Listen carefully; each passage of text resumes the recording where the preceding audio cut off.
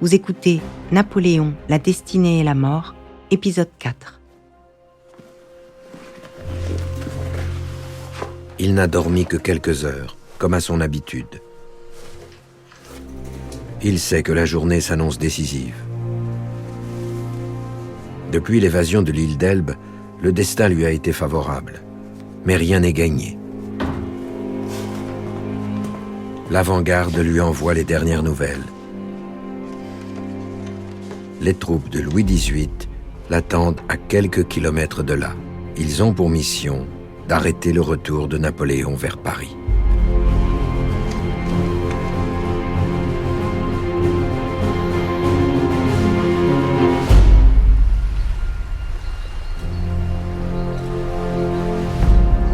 C'est sur les bords du lac de Laffrey que Napoléon va mettre une fois encore sa vie dans les mains du destin.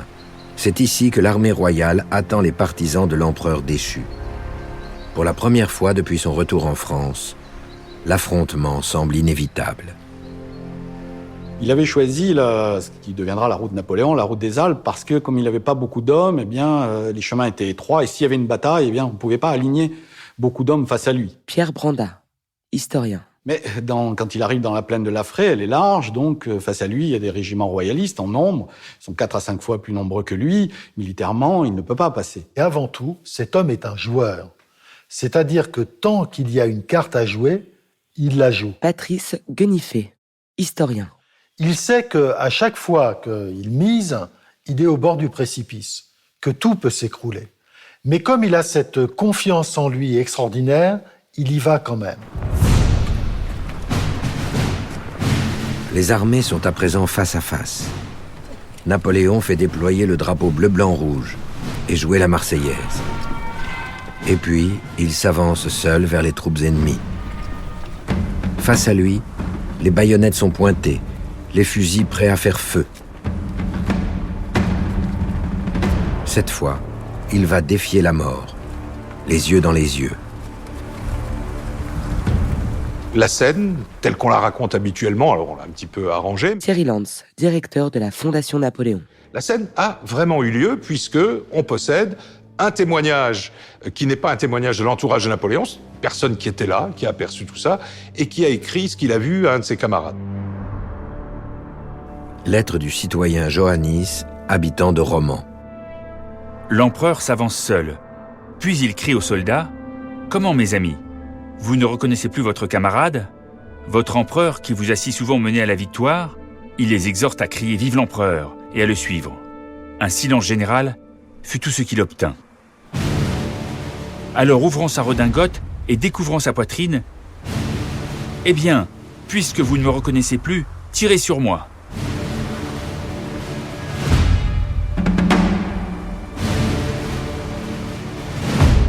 C'est vrai que c'est à la fois un coup de poker, et en fait, quelque part, il pense que de toute manière, personne n'aura le courage de tirer. François Oudessec, historien. Parce que pour le soldat de base comme pour l'officier, jusque dans les grades les plus élevés, il y a une relation de confiance, d'admiration. Napoléon est une sorte de dieu de la guerre. Hein. On pense que quand il est à la tête de l'armée, tout fonctionne et on ne peut aller qu'à la victoire. Probablement, il sent qu'ils ne vont pas oser tirer. C'est-à-dire qu'il les impressionne tellement, il a tellement rempli leur vie pendant 15 ans qu'ils ne feront pas feu sur lui. Patrice Guenifet, historien. Mais en même temps, il prend un risque inconsidéré parce qu'on n'est jamais à l'abri d'un tir d'un soldat. Il suffit qu'un seul tir pour qu'il soit tué. Un capitaine ordonne de faire feu.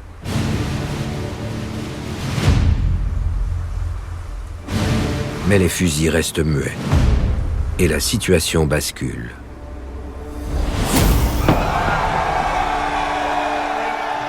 Pendant la harangue, des grenadiers s'étaient approchés. Ils crièrent « Vive l'empereur !» et se mêlèrent à ses soldats. Il s'ensuivit un enthousiasme général, et ils marchèrent ensemble sur Grenoble.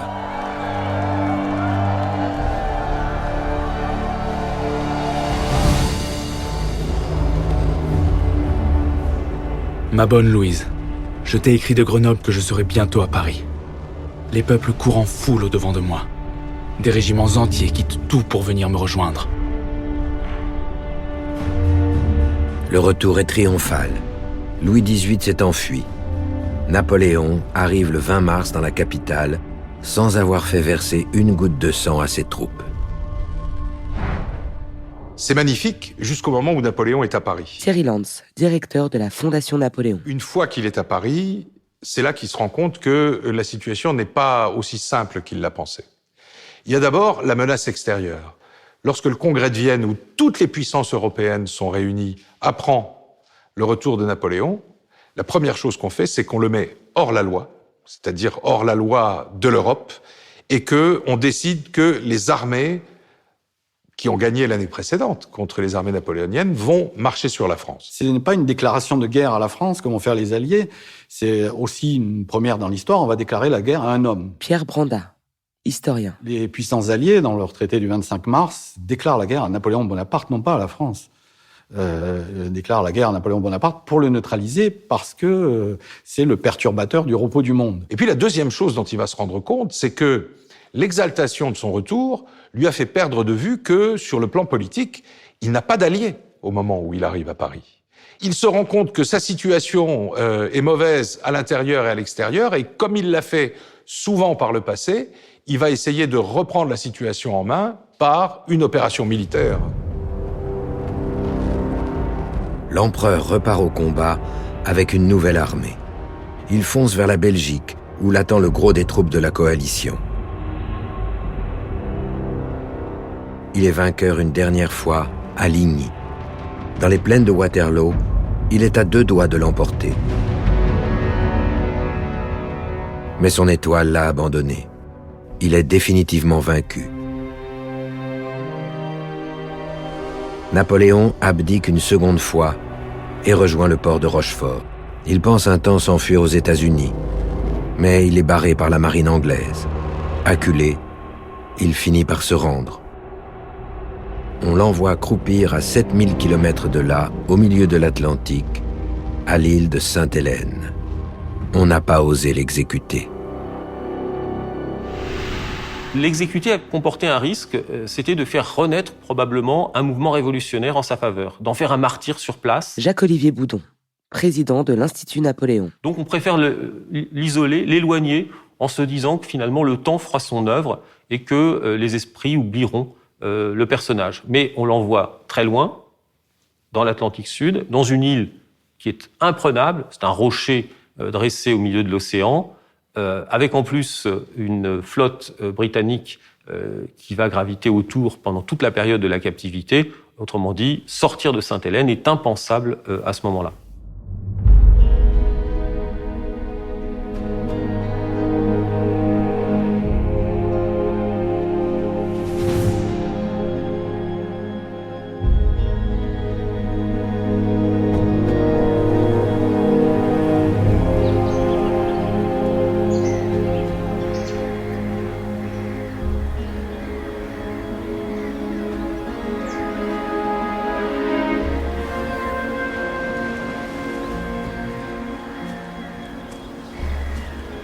J'aurais dû mourir à Waterloo.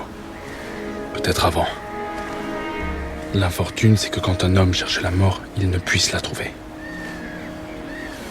On a été tués tout autour de moi. Mais je n'ai pu trouver le boulet. La France est désormais bien loin, à plusieurs milliers de kilomètres. Les premiers mois, il a pensé s'évader une nouvelle fois, comme il l'avait fait à Elbe. Il n'est plus temps. À 48 ans, il est rongé par un mal intérieur de plus en plus pressant, ulcère ou cancer.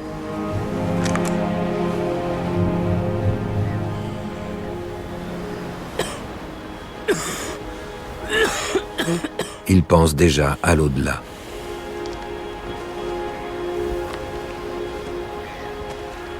Quand je serai mort, tous mes braves viendront à ma rencontre. Ils me parleront de ce que nous avons fait ensemble. Ils reviendront tous fous d'enthousiasme et de gloire. À partir du moment où Napoléon sait qu'il ne quittera pas Sainte-Hélène, il va commencer beaucoup plus consciemment a travaillé pour sa légende. Thierry Lantz, directeur de la Fondation Napoléon. Il le dit à son entourage, il utilise des phrases aussi modestes que « si le Christ n'était pas mort en croix, il ne serait pas Dieu ». Sous-entendu, il faut que je subisse mon martyre. Et il est convaincu il sait déjà que la postérité va reconnaître ses mérites. Il se met en scène sous une forme un peu différente de ce dont il avait l'habitude. La statue de marbre, cette fois-ci, est un petit peu fissurée à quelques endroits, et il joue de ces fissures. Il se présente en martyr. Émilie Robbe, conservatrice du Musée des Invalides. Martyr de l'Angleterre et de la tyrannie du gouverneur, envoyé sur une île déserte, terrible, une île qui viendrait du diable. On l'a mis au milieu d'un plateau sombre et obscur, où la pluie tombe en permanence et où on mange des rats. En réalité, Sainte-Hélène, évidemment, c'est terrible. Il est loin de sa famille, il est loin de son fils, il est loin de ses amis, il est loin de son épouse. Charles-Éloi Vial, historien. Mais les conditions de vie à Sainte-Hélène ne sont pas si terribles. Je pense que Napoléon aggrave lui-même les conditions de sa propre détention en s'emprisonnant dans sa propre prison, c'est-à-dire en s'enfermant dans sa chambre alors qu'il pourrait profiter de toute l'île. À Sainte-Hélène, le despote veut donc se muer en victime. Mais pour que le scénario fonctionne, il lui faut un bourreau. Ce sera le gouverneur anglais Hudson Lowe. La grande chance de Napoléon, d'une certaine façon, à Sainte-Hélène, c'est d'avoir été en butte avec un gouverneur, Hudson Lowe, qui sera le méchant face au martyr. Jacques-Olivier Boudon, président de l'Institut Napoléon. Les choses auraient pu se passer tout à fait différemment. Incontestablement, Napoléon et son entourage ont grossi le trait dans cette opposition des méchants Anglais au gentil Napoléon qui est persécuté. En réalité, Hudson Lowe aurait peut-être été tout à fait capable de s'entendre avec Napoléon, mais Napoléon n'avait pas envie d'avoir un geôlier compatissant ou clément. Napoléon voulait un geôlier qui soit impitoyable, qui s'en prenne à lui, qui restreigne ses libertés parce qu'il tient à poser en martyr face à la postérité. Donc on peut dire en un sens, oui, que c'est Napoléon qui a créé Hudson Lowe. Napoléon est beaucoup plus brillant que Hudson Lowe et il est vrai qu'il le manipule. Napoléon provoque le gouverneur. On lui demande de se montrer, il se cache. Plus il est brimé, plus il est satisfait, conscient que son image est en train de changer. Le martyr me dépouille de ma peau de tyran. Ça permet d'effacer tout un pan de son histoire, tout ce qui avait été mis en avant par la légende noire de Napoléon dès 1814, l'ogre qui a fait dévorer des milliers ou des centaines de milliers de conscrits pendant les campagnes militaires, le tyran, l'étranger même, etc. Il y a toute une série d'arguments qui se sont dressés contre Napoléon. Ces arguments sont progressivement effacés par l'image du martyr, le prisonnier sur son rocher. C'est un artiste de son destin.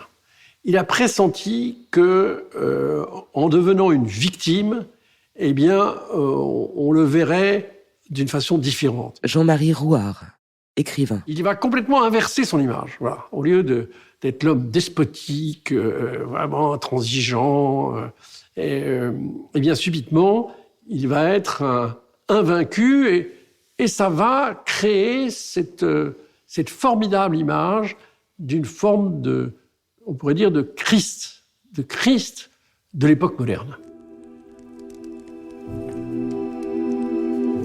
À partir de mars 1821, son état se dégrade. Cette fois, ce n'est plus la postérité qu'il doit préparer, mais la mort elle-même. Elle doit être à la hauteur de l'événement.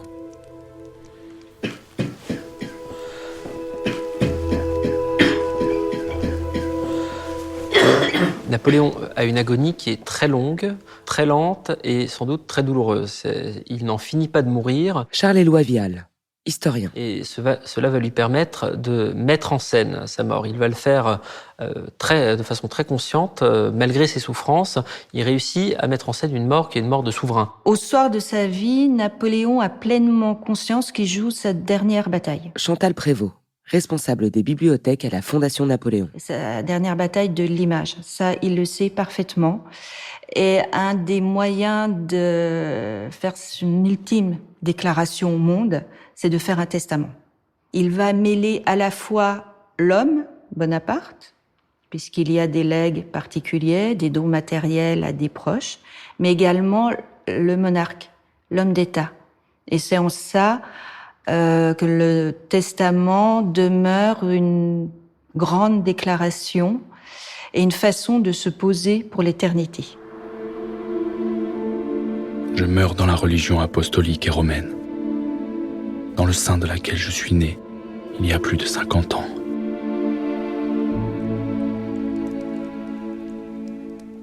Napoléon, qui semblait ne croire à rien d'autre que le destin, paraît soudain touché par la foi.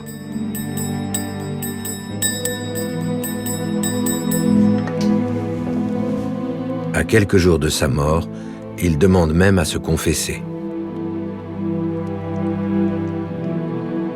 Il va effectivement se confesser. Et s'il se confesse, je pense que ce n'est pas du tout parce qu'il est revenu à la foi catholique, sans doute pas. Il le fait parce qu'un souverain qui a été couronné à Notre-Dame par le pape, eh bien, il doit mourir en chrétien pour vraiment pleinement accomplir son destin de souverain et pour rappeler que c'est sa dynastie maintenant qui est sacrée. Il va organiser en effet la cérémonie de son futur enterrement. Jacques-Olivier Boudon, président de l'Institut Napoléon. Il va prévoir aussi l'organisation des premiers temps avec l'organisation d'une chapelle ardente. On dit des messes avant même sa mort pour prier en faveur de Napoléon. Bref, il y a toute une série de gestes qui montrent que Napoléon, même au moment de sa mort, est resté extrêmement méticuleux et extrêmement attentif aussi à l'image qu'il va donner. La chapelle ardente, c'est l'image du souverain chrétien qui doit aussi être diffusée à travers le monde.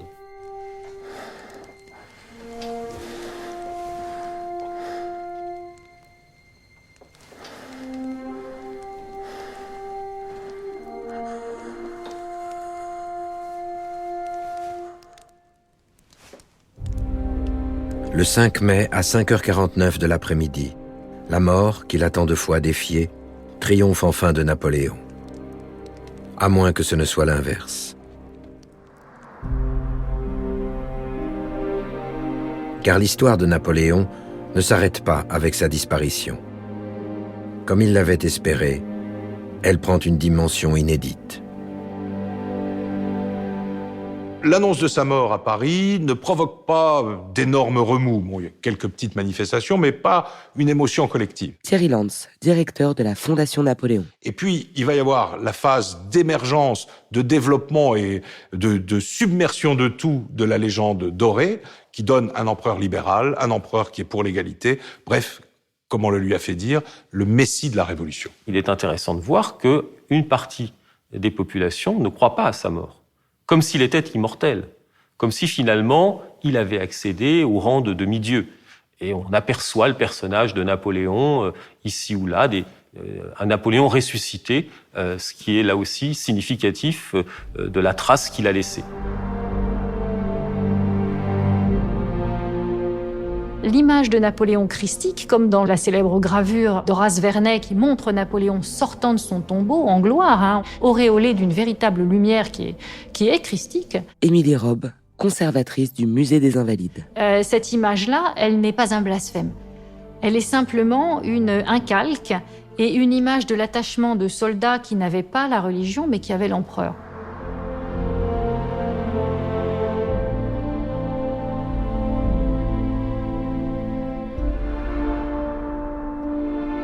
Je désire que mes cendres reposent sur les bords de la Seine, au milieu de ce peuple français que j'ai tant aimé.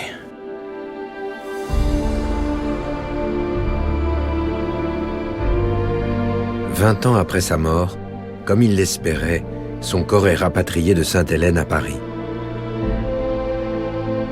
Un imposant tombeau est aménagé aux Invalides. C'est un événement national.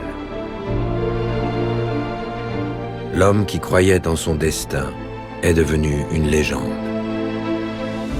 Sa mort est incontestablement sa plus grande victoire parce qu'il manquait à son épopée une dimension littéraire. Pierre Branda, historien. Il y a eu la dimension picturale avec des artistes de génie, mais il manquait encore, si je puis dire, les mots. Et sa mort, son exil est ô combien romantique. c'est quand même le géant qui est enchaîné à son rocher, qui disparaît dans la pénombre du soir sur cette île lointaine. Enfin, on peut pas imaginer mort plus romantique. Donc, pour cette génération d'écrivains romantiques, vont être Victor Hugo, Balzac, Vigny, etc., vont magnifier cette épopée et la rendre, l'inscrire dans les mots et ajouter cette touche littéraire qui manquait. Et jusqu'à Chateaubriand, l'un de ses ennemis déclarés, qui va écrire des mots magnifiques sur sa disparition. Avec il aura cette phrase vivant, il a manqué le monde, mort, il le possède. Chateaubriand a tout dit.